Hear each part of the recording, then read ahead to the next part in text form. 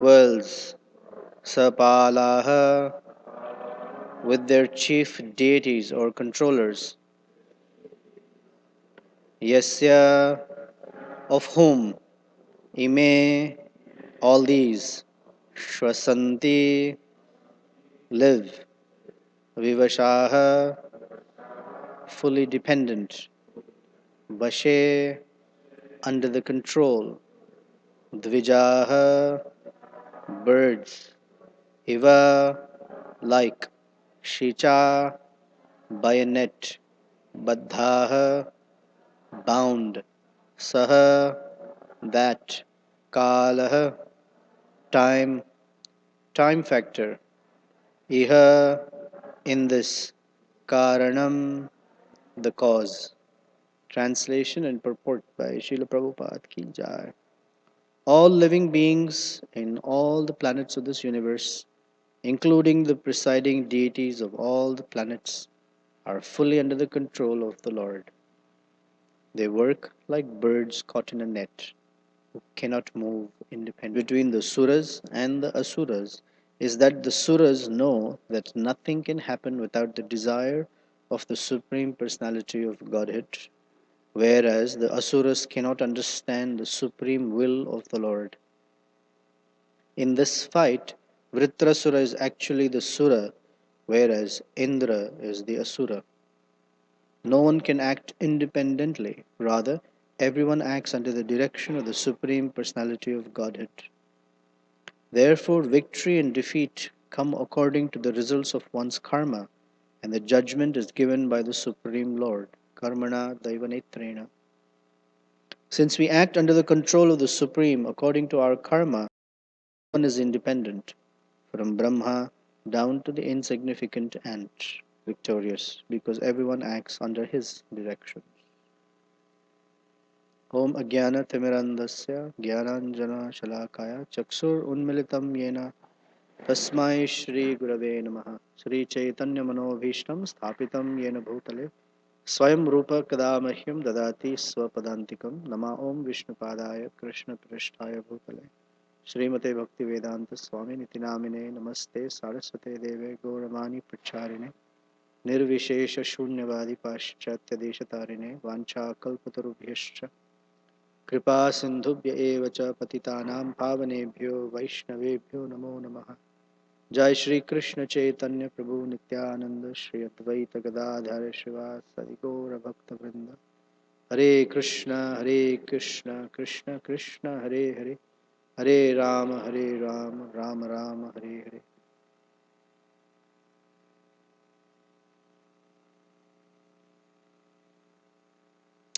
Hare. The word Pala means controller, or one who nourishes, one who maintains. Krishna is called Gopala because he nourishes and maintains the cows or the senses. Go also means senses. So here it says Sapala, Loka Sapala. Sapala means those with the demigods. And he says Vivasha. Vivasha means fully dependent. Vasha, under someone's vasha means under someone's control or dependence. And Vivasha means fully under one's control. And he says Dvija. Sometimes Dvija means Brahmana, right? Why are birds called Dvija?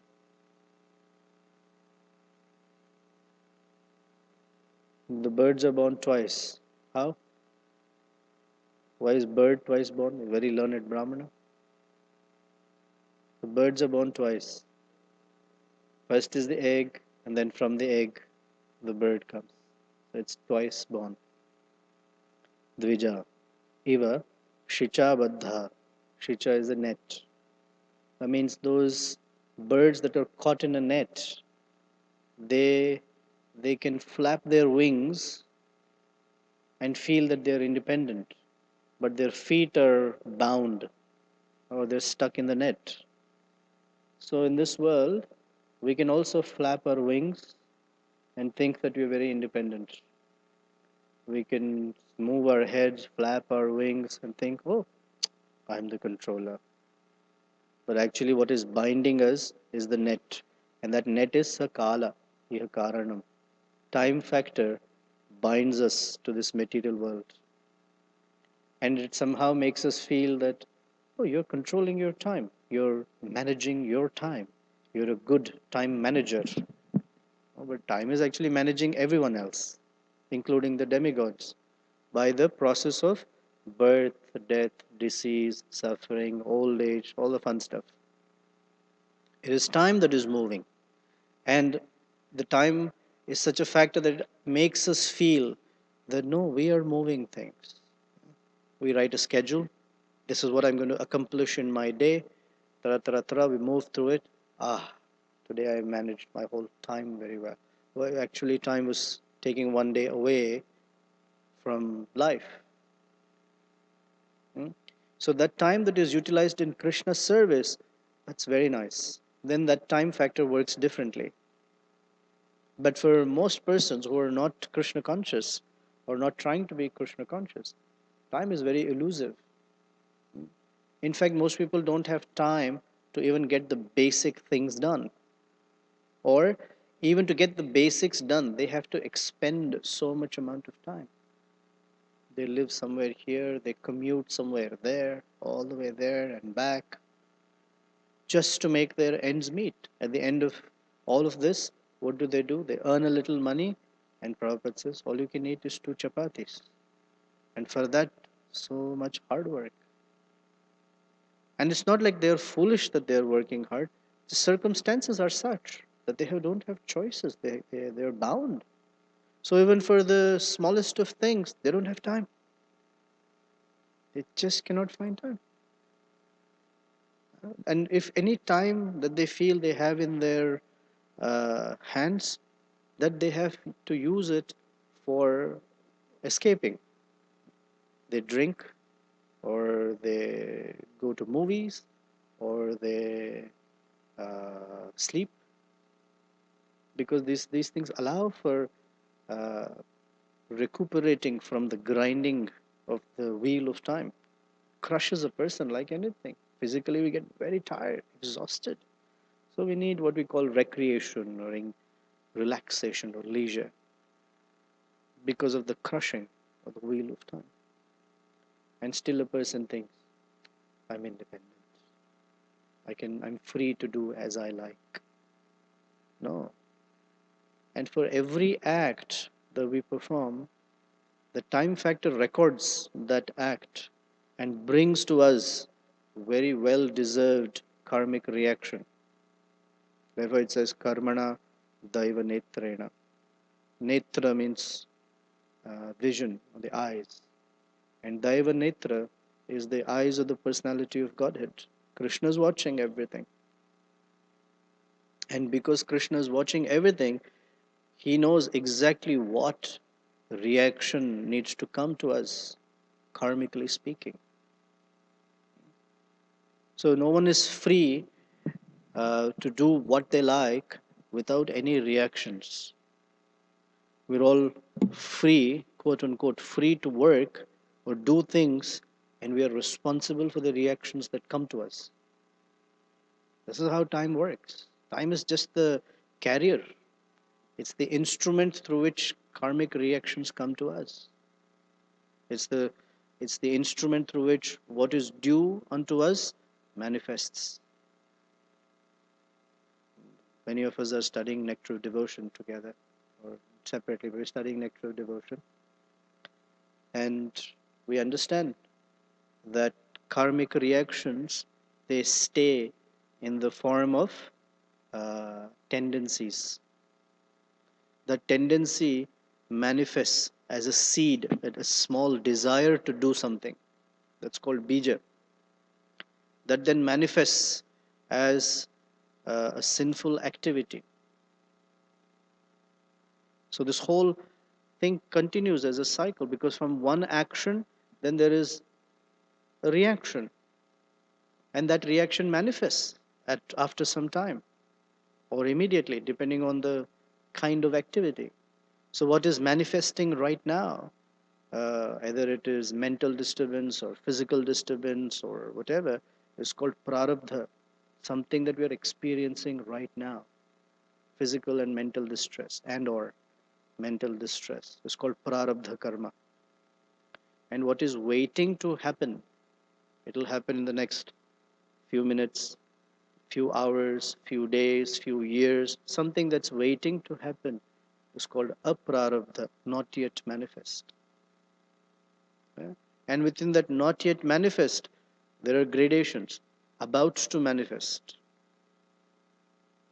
that will manifest later. They're all sitting in seed tendency form, waiting to slowly germinate, fructify, and slap us in our face. I mean, it's not just bad reactions, even the good reactions, the same cycle. And what perpetuates that cycle again and again and again is acting in ignorance. Acting in ignorance of our true nature as servants of Krishna. So time factor is just the carrier, it just keeps bringing, it plays for us, it plays out our life. So Vritrasura, he is the personality who's recognizing that this is how time works because it's the divine energy of Krishna. So he's not looking for perpetuating that cycle of karmic reactions. And one of the things that frees us from karmic reactions is greed, anger, and lust. Because these three are such that the actions performed within these three, they speed up, they enhance our karmic reactions, especially the negative ones, in a very special sort of way.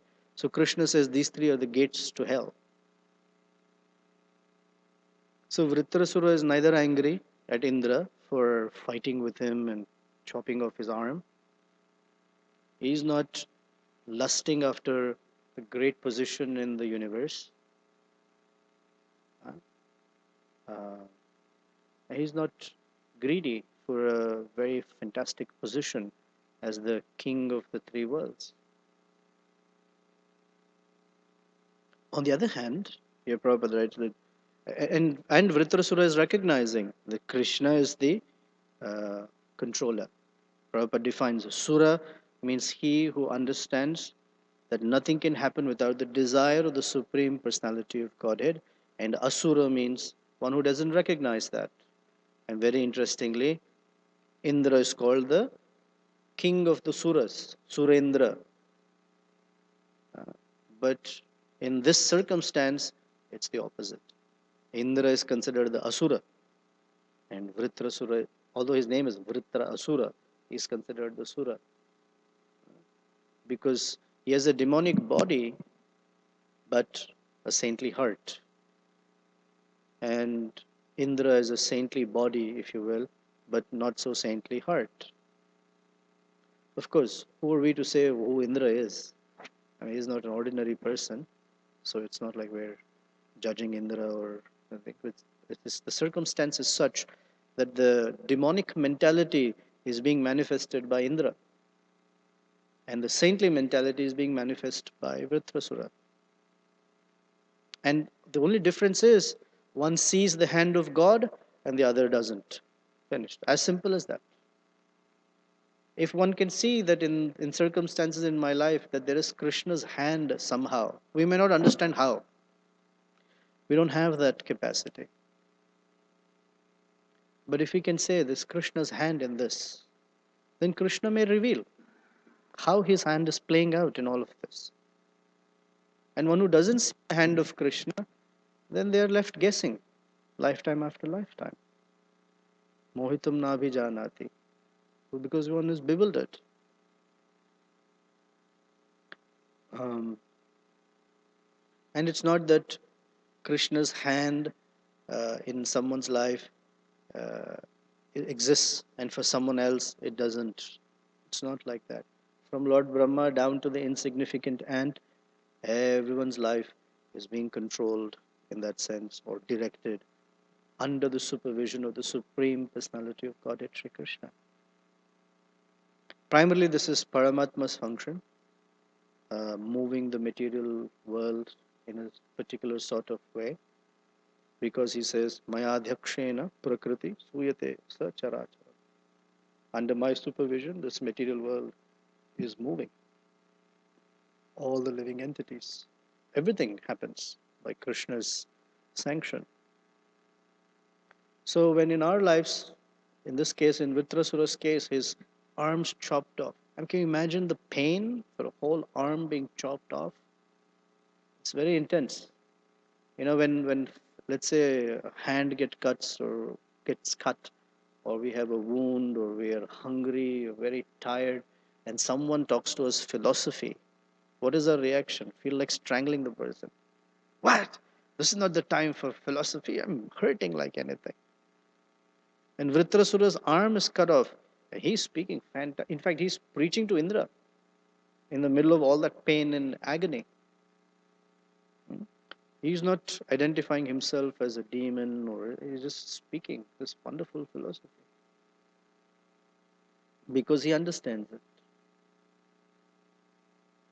And the point is, when we see Krishna's hand uh, in our circumstances, then we tend to, uh, we have a tendency, or it should impel us to look within. Generally, when we don't see Krishna's hand in a particular circumstance, the tendency is to look somewhere else for the answer. What is going on? Why is this happening? Why is such and such behaving in such and such way? The answers we tend to look outside. But when you see Krishna's intervention, the tendency is to look within. Oh, Krishna's here. Oh, let me see what's going on. And it's also important to know who Krishna is. The whole of the Bhagavad Gita is to help us understand that Krishna says, I'm always very neutral, I'm very loving to my devotees. So we are also practicing devotees, and as unbelievable as it might sound, Krishna also loves us very much.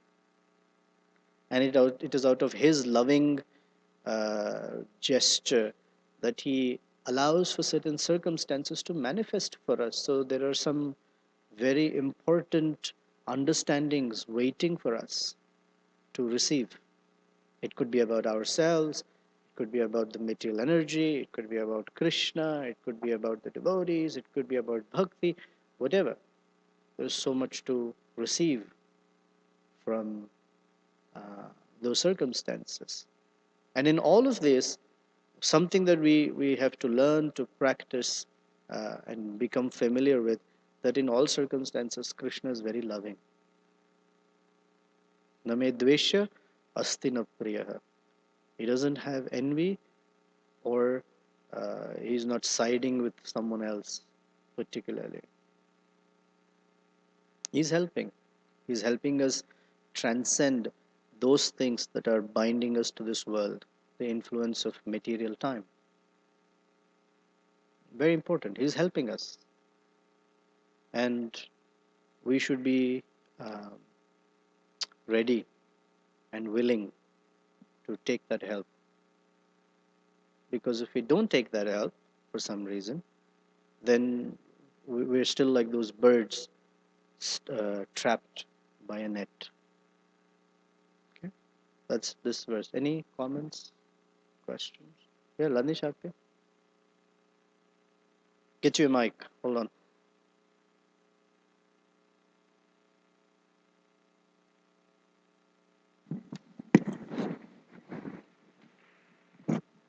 You were saying that when we don't see Krishna's hand, Yeah. that the tendency is to look outside. Yeah.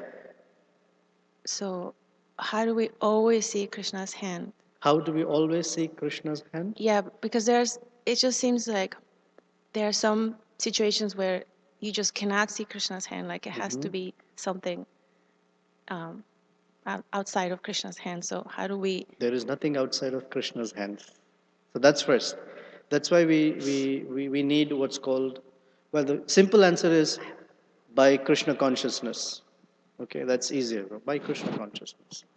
And part of developing Krishna consciousness is to understand who Krishna is, how he operates, what are his, what is his reach. His reach is everywhere. He knows everything about us for billions of lifetimes that we have had in this material world. Every moment, what we have done, said, and thought, he knows for every living entity, and he knows how to perfectly bring their lives in a particular pattern. He is the Supreme Personality of Godhead. And for us to even recognize that his hand is there takes from our side that knowing that this is Krishna we're dealing with. And for us to recognize that requires Krishna consciousness on our side. Like Prabhupada would say, truth is truth, whether you like it or not, whether you accept it or not. Krishna is the Supreme Personality of Godhead. If you say, I don't accept, it doesn't matter. Who cares if you accept that Krishna is God or not? Who cares? He is God. Or just like we say, I don't care time energy exists or not. It doesn't matter. It exists. That's the truth. The sooner one recognizes, the better it is.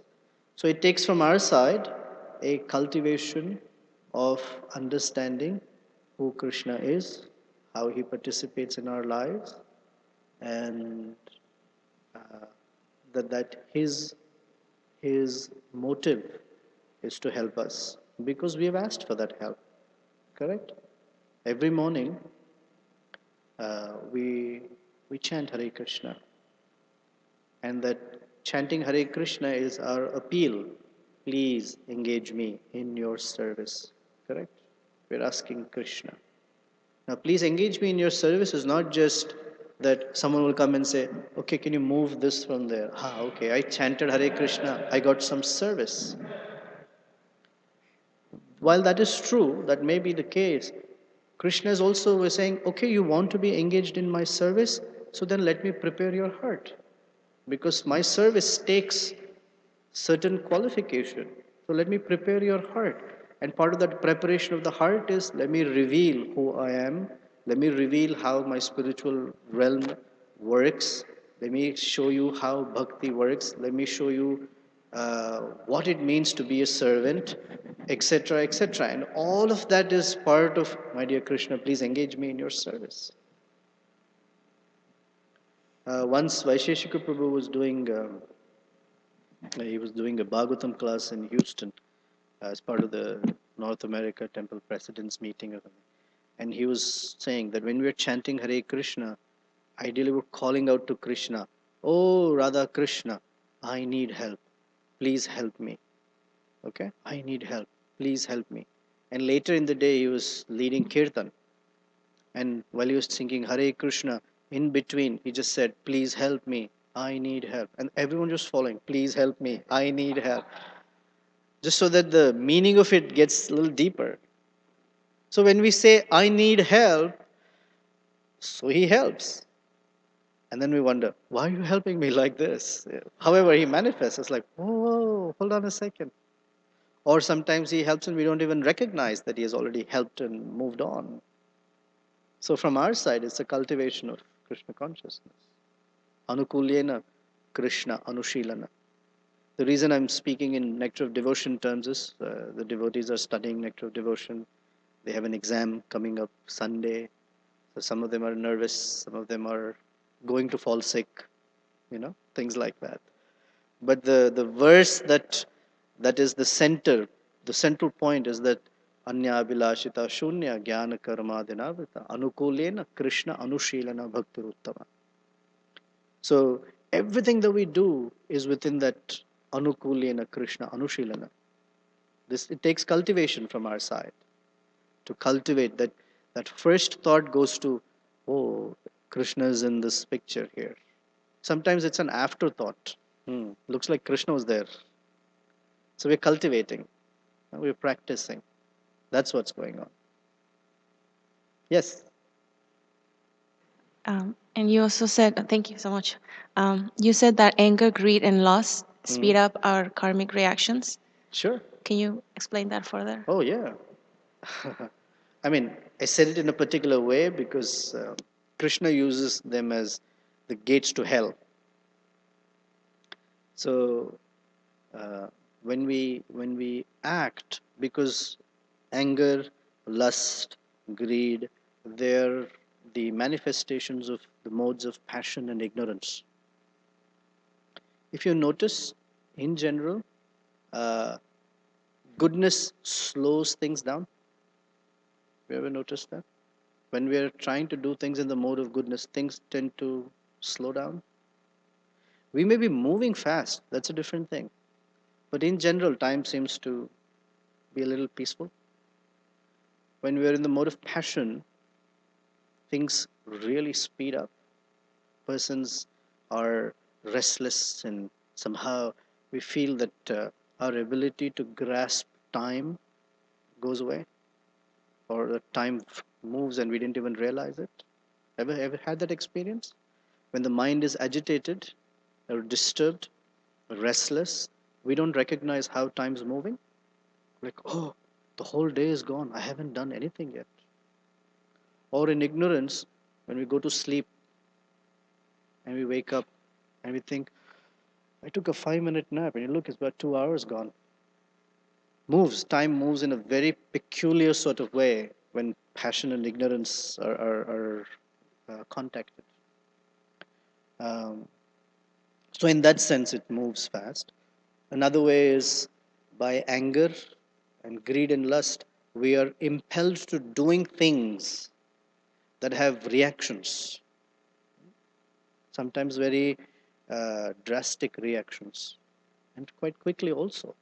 For example, uh, a person who's so driven by the mode of passion.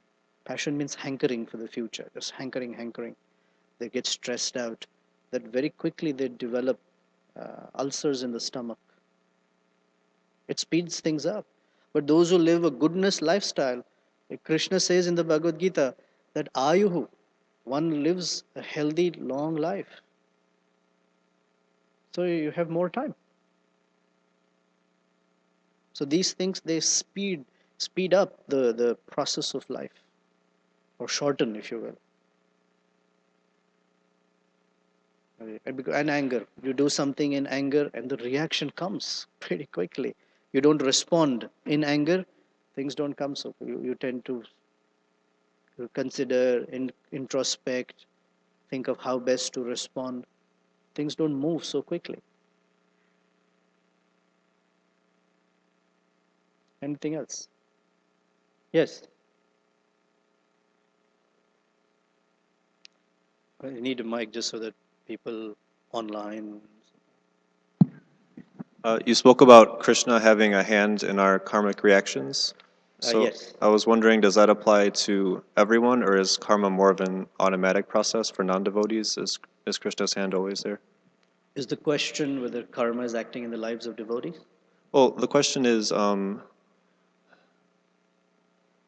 does like Krishna takes a hand in devotees' karma because he sort of intervenes sometimes. I can understand that, but in what way is our karma under his control for devotees? Is it different than the way in which Yes, he controls the karma for non-devotees? that is correct. Yes, he does. In general, Krishna is the controller, directly or indirectly.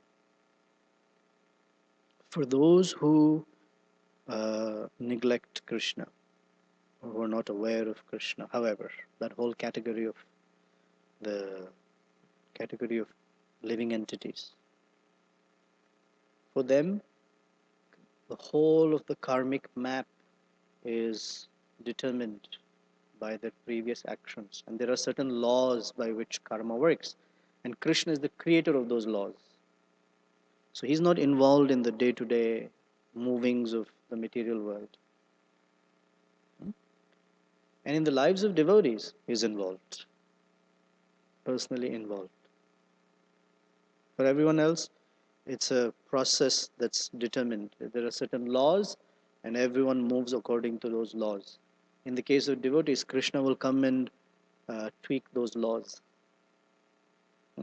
Those who are supposed to karmically die at a moment, Krishna can come and extend their lives. In some cases, their life may be a long life. Krishna can shorten it and take them back to Godhead. Like that. Some people will fall sick. In some cases, some devotees will fall sick. And Krishna, through that sickness, will enhance their thinking and remembering of Krishna and gift them so many realizations. For some this way, for some that way. In that sense, like for sickness, is it more mercy than a karmic reaction then? For a devotee, everything is mercy. Krishna can use some karmic stockpile and bring it in a way that it is facilitating the devotee. In this case, Vritrasura is supposed to be an enemy of Indra. He's supposed to die in the hands of Indra, karmically speaking. But look at the great realizations he's being gifted because he's a devotee. His hand is chopped off. The other hand's going to get chopped off. All of that's going to happen. His head is going to get cut off. But he's speaking awesome philosophy. His realizations are very amazing. In this case, is very gruesome. Hand being cut off. Krishna's speeding up, if you will. He's returning back to Godhead. It just happens in this particular way. A fight between Indra and Vritrasura. He could have done it in a very peaceful manner. Prabhus, you two can sit together, talk it out. You let him have the kingdom. You can do something else. It manifested this way. Or in the case of the Kurukshetra war, Krishna told Arjuna, you have to be able to kill all your relatives. Like that. However, Krishna doesn't care. In one sense, the material body is moving and perishing. He cares for the soul, the consciousness being developed. In the 5th chapter of Bhagavad Gita, he says, I'm not involved in the movings of the material world, directly speaking. All the laws are created and material energy manages those laws. Sometimes you see corporate CEOs, it's a bad analogy, but get the idea. They've set up everything in the company and the fellow's playing golf. Well, the company is moving. People are getting hired and fired and they're buying something, selling something. He's playing golf. In our case, Krishna plays the flute. Already set up. The whole material energy is set up. He's playing the flute. Enjoying.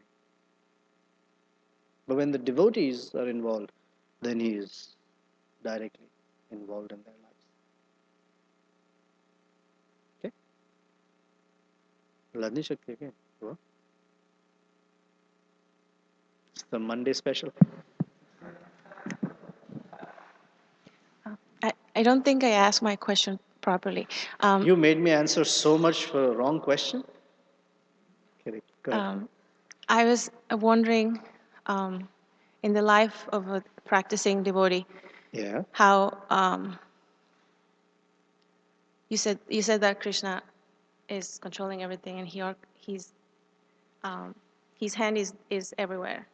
Yeah. But in the life of a practicing devotee, is it only when we are like if we are under the modes, then Krishna's hand is not there directly, but it is indirectly. Like Why? it's the karmic reaction. No. So let's dissect that a little bit. In the life of an aspiring devotee, how does Krishna intervene?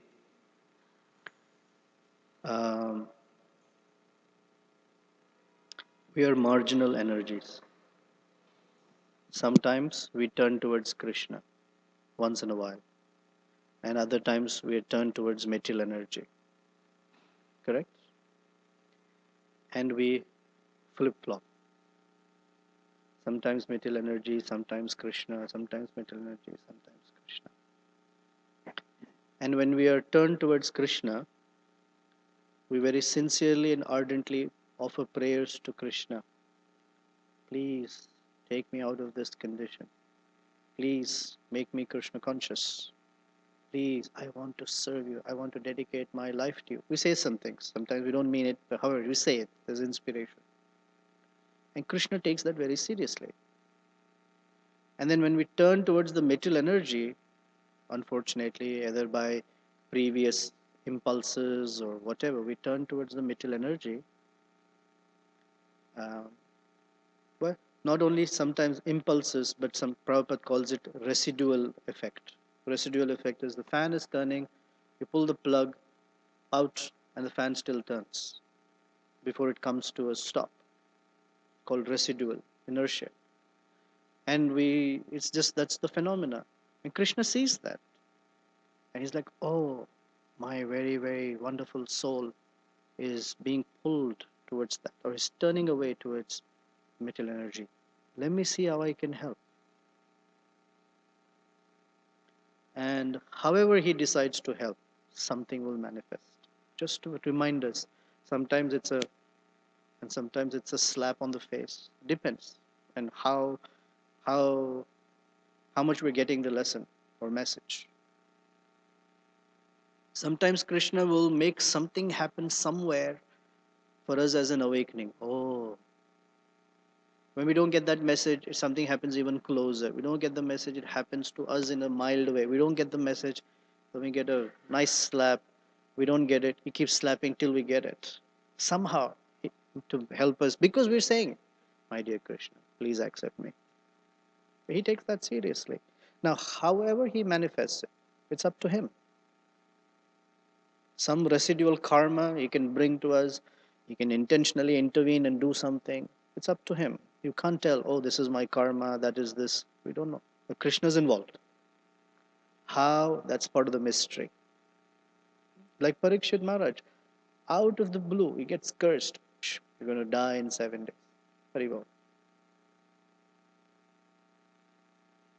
But for a devotee, that's the experience. Oh, Krishna is reminding me somehow. He's very kind. Is that all right? Okay. Karunanidhi, Prabhu.